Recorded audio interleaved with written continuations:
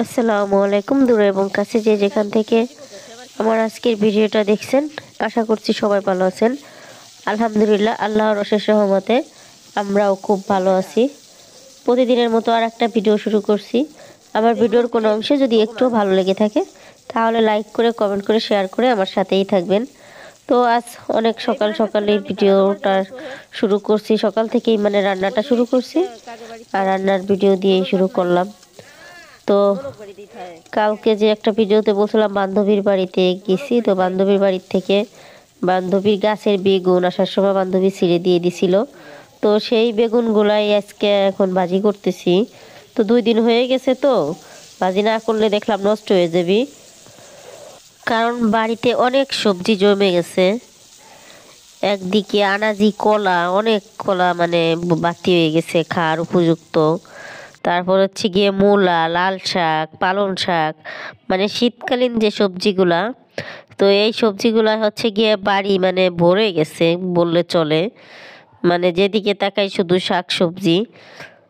কি করব, ফেলে দেওয়ার জিনিস না, খাই কিছু, মানুষে দেই কিছু, আর নষ্ট হয়ে যায়, গরু ছাগলে খায়।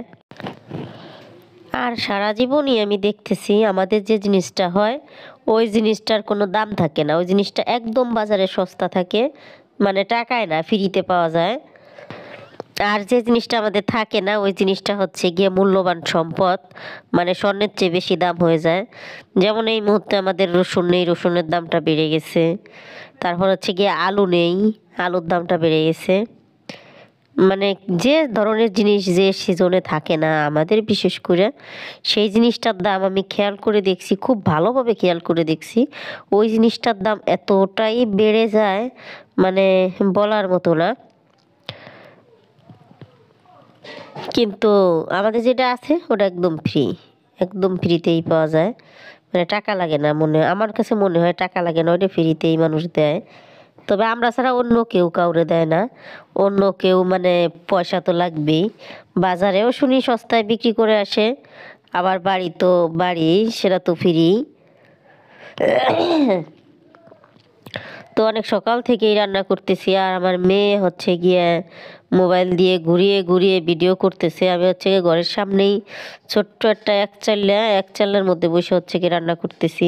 শীতের সময় মাটির চুলায় রান্না করতে আমার কাছে ভীষণ ভালোই লাগে, কারণ গরমের সময় হচ্ছে গিয়ে ঘাম টাম দেয়, এই জন্য মানে গ্যাসেই রান্না করি। আর শীতের সময় হচ্ছে সবজি টবজি বিভিন্ন ধরনের রান্না বাড়া গ্যাসে রান্না করলেও মানে পোষায় না, সত্য কথা যেটা, কারণ অনেক আইটেম রান্না করতে হয়, 4 5 5 পদ করে রান্না করতে হয়, ওগুলা মানে পোষায় না। এই জন্য দেখা যায় যে বেশি বেশি রান্না করা যায় মানে মাটির চুলায় হলে। লাকড়ি যাবার আলহামদুলিল্লাহ কোনো অভাব নেই, কিন্তু গ্যাস তো কি বলবো, 1500 টাকা একটা গ্যাস, তাই 1 মাস দেয় না। এই জন্য মাঝে মাঝে বাহিরেও রান্না করি, ঘরেও রান্না করি। তো আমি যদি বাইরে রান্না করতেছি মা হেল্প করে, কুইটে কেটে দেয়। ঘরে রান্না করলেও মা যতটুকু পারে ততটুকু করে দেয়। তো আমার মেয়ে ভিডিও করতেছে, মাশাল্লাহ। আমি হচ্ছে গিয়ে ভিডিও করার পরে হচ্ছে দেখতেছি, মানে এতটাই শীত আর চারদিকে কুয়াশা, একটু একটু রোদ মাত্র উঠতেছে। তো আমি কটা তুষ না কুড়ে, হ্যাঁ তুষ বলে, ওই তুষটা একটু দিয়ে দিতে গেছিলাম চুলার মধ্যে। আর মাছে হচ্ছে গিয়ে তেলটা ছিটতে আমার চোখে মুখে লাগছে। এই তেলটা ছিটার ডরে আমি মাঝে মাঝে হাতে মেখে মাছ রান্না করি, দেখছেন আপনারা। কোনো সবজি ছাড়াও আমি হাতে মেখে রান্না করি, কারণ এই যে বাঁচতে গেলে তেলটা ছিটে লাগে বলে। তো আজকে তো সামনাসামনি প্রমাণ দেখলেন কিভাবে হইলো। আমি কটা তুষ দিতে গেছিলাম চুলার মুহানে, তো ওই সময় হচ্ছে গিয়ে তেলটা ছিটছে একদম। যদিও বা আমার মুখটা শীতের কারণে ওড়না দিয়ে বাঁধা ছিল, তারপরও চোখে গিয়ে লাগছে তেল। আর হচ্ছে গিয়ে হাত তো মানে গেছে সোয়েটার পরা, তারপরও হাতটা ভরে গেছে। আর আমার মেয়ে হচ্ছে গিয়ে আমার রান্নাও ভিডিও করতেছে। আমি কি করি, একবার আমার কাছে আসে, আর একবার হচ্ছে গিয়ে তার ছাগল রেসে আদর করতে যায়। এই যে ছাগলগুলোর এমন আদর করে, মানে ওর শিকারই হয়ে গেছে। আমরা একটু মুখের সামনে হাত দিলে আমাকে কামড় দেয়, আর ও হচ্ছে গিয়ে ছাগলের গালে মুখে হাত দেয়।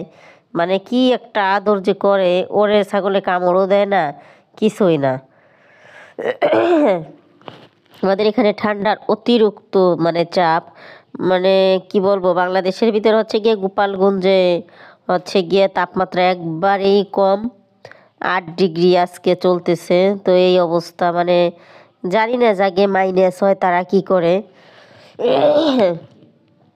মানে আমি কথা বলতে পারতেছি না, আমার নাক মুখ মানে আটকে যাইতেছে। সকালবেলা রান্না করছি, এর জন্য হচ্ছে গিয়ে আরও বেশি ঠান্ডা লাগছে, কারণ 5-6 রকমের তরকারি রান্না করছি, অনেক শাকসবজি কাটতে হয়েছে, পেঁয়াজ মরিচ কাটতে হয়েছে, ঠান্ডা পানিতে ধুইতে হয়েছে। এর জন্য হচ্ছে গিয়ে ঠান্ডাটা আজ হচ্ছে গিয়ে আমার বেশি লেগে গেছে, কারণ ডেঙ্গুর পর থেকেই আমার মনে হয় রোগ প্রতিরোধ ক্ষমতা একদমই কমে গেছে। কারণ একটু ঠান্ডা, হাত পা একটু ঠান্ডা হলেই এতটাই কাশি ওঠে, মানে আমার দম আটকে যায়। এই যে কথা বলতেছি কিছুক্ষণের মধ্যেই অসুস্থ হয়ে যেতে পারি, ঠিক নেই। বিশেষ করে ঠান্ডার সমস্যাটাই, মানে গলাটা আটকে আসে, এটাই হচ্ছে গিয়ে মেন সমস্যা আমার, মানে বর্তমানে। তো কি করব, কিছুই করার নেই। আমাদের থেকেও তো কত ওয়েদার খারাপ দেশের মানুষ বাইচে থাকে। তো আলহামদুলিল্লাহ, গরমটাও সহ্য করতে পারি না, শীতটাও সহ্য করতে পারি না। তো ডাক্তারের কাছে গিয়ে বললাম যে, একটা পরিচিত ডাক্তার মামা, তার কাছে বললাম, মামা আমার এই অবস্থা, গরমের সময়ও আমি খুব কেতরাইছি গরমে, এই বছরটা গরম ভীষণ গেছিল। বাগুমা, আর শীতের সময় মামা আমার খুব কষ্ট হইতেছে, আমি কি করব।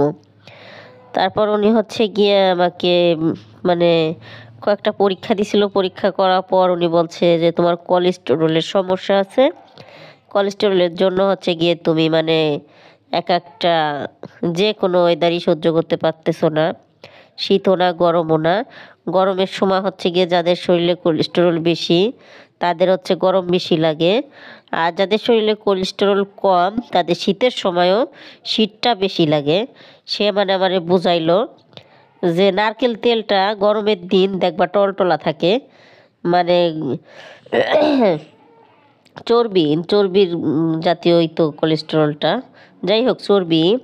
তো চর্বিটা গরমে যেরকম মানে তেলের মতো হয়ে যায়, আর শীতের সময় জমে যায়। তো উনি আমাকে ওইটাই বুঝাইলো, কয় শীত গরম দুটোটাই তোমার জন্য রিক্সি, তোমার যতটুকু পারো তুমি চেপে থাকবা, গরমের সময়ও চেপে থাকবা, ঠান্ডায় থাকার চেষ্টা করবা, আর শীতের সময়ও মানে যতটা সম্ভব মানে ঠিকঠাক থাকার চেষ্টা করবা, শীত লাগাবা কম, ঠান্ডা পানি মানে হাত দিয়ে ধরবা কম, কাজ করবা কম। আর বিশেষ করে কোনো দিনও আমি গরম পানি দিয়ে এত বেশি গোসল করি না। তো এই বছর মানে শীতের শুরুর দিক থেকেই আমার গরম পানি দিয়ে গোসল করাটা শুরু হয়েছে। কি করব, কিছুই করার নেই, বেঁচে তো থাকতে হবে। মেরুদণ্ডের হাড্ডি হচ্ছে গিয়ে ব্যথা করে বেশি ঠান্ডা পানি দিয়ে গোসল করলে। গ্রামের মানুষ বলে তো কথা, কম বেশি সব ধরনের কাজকামই করতে হয়, মানে ঠান্ডা গরম শীত বর্ষা এগুলা মানে কোনো ব্যাপার না, সব কিছুই করতে হবে। মানে আমাদের সাংসারিক যারা মানে কৃষি মানে ক্ষেত খামার যাদের আছে তাদের সব ধরনের কাজ করতে হয়। গরু ছাগল হাঁস মুরগি এগুলা তো স্বাভাবিক থাকেই একটা পরিবারে, একটা ফ্যামিলিতে, এগুলা মানে গ্রামের জন্য স্বাভাবিক ব্যাপার। আসলেও জিনিসটা স্বাভাবিক হলেও মানে আমার জন্য একটু টাফ হয়ে যায়। আমি সহ্য করতে পারি না গরম, সহ্য করতে পারি না শীত। এই যে শীতের সময় কিন্তু গরু ছাগলের অনেক পরিচর্যা করতে হয়, অনেকটাই আমি করতে পারি না, যদিও বা বাবা মা আমার সাথে থাকে, তো তারাই আমার দেখভাল করে। আমি আমার নিজের যত্নটা করি। নিজের যত্ন কি, ছেলে মেয়ে তো মাশাল্লাহ বড় হয়ে গেছে, নিজে একটু রান্না বাড়া করি খাই দেয়, এতটুকুতেই মানে অস্থির হয়ে যায়। আর টুকটাক যেটুকু না করলে না সেইটুকু করি, আর সেইটুকু করতে যেয়ে দেখা যায় নিজের যত্ন নেওয়াই হয় না। দেখা যায় যে সময় মতো খাওয়ার সময়টুকুও হয় না, কোনো কাজ করি না, তারপরও যেটুকু করি দিন শেষ নিজের কোনো, আমি কোনো কাজও করি না, তবে 5টা মিনিট বসেও থাকি না, তেমন কোনো কাজ করি না কিন্তু বসেও থাকি না, সারা দিনই মানে কাজের উপরেই থাকি। তারপরও আমার চোখে মনে হয় যে আমি কোনো কাজই করি নেই, আমি মনে হয় রান্না করি আর খাই আর ঘুমাই, এরকমটা মনে হয়। কিন্তু সারা দিনে ঘুমানো তো বাড়ির গেছে, বিছনাতে সকালবেলা উঠলে আর বিছনা চোখেও দেখি না, মানে আমার রুমেই আর যাওয়া হয় না সারা দিনে, অথচ আমি কোনো কাজ করি না। এটাই হচ্ছে গিয়ে ব্যাপার। কি করব, কিছুই করার নেই। তো 3-4 রকমের তরকারি রান্না করছি, ভাজি রান্না করছি, মানে অনেকগুলো আইটেম করছি আজকে। মানে একবারে রান্না করে হচ্ছে গিয়ে সারাদিন যাতে খাইতে পারি সেই চিন্তা ভাবনা করেই হচ্ছে গিয়ে রান্নাটা করা।